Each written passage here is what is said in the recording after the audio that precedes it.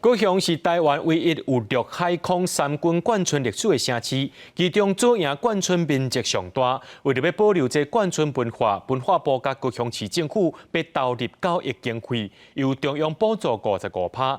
文化部长苏德表示，望这届修复这左营眷村，唔是分阶段，是一摆就完成。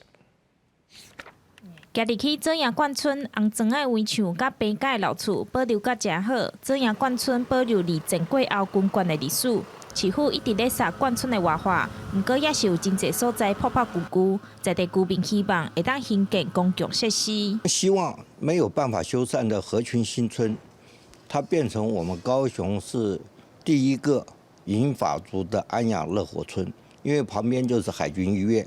它可以做医疗结合，建一寡即新的停车场的话，互每一个来到这的这个游客，互车停落来了，伫内面慢慢用散步的方式。高雄市有全国上大规模的眷村，左营、凤山甲公山拢有。不过眷村的老厝有70几档历史，年久无修补的歹去。文化部总算伫去年8月核定9亿。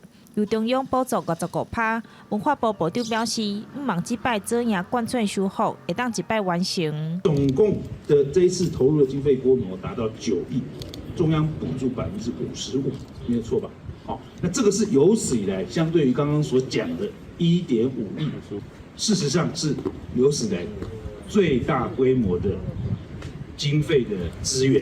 眷村文化发展协会表示，左营眷村有900多户的厝，面积有59公顷。市府伫106年修复这710间的厝，文化部甲市府投入9亿的资金，嘛望透过文化途径的招商，互眷村会当专区活化再生。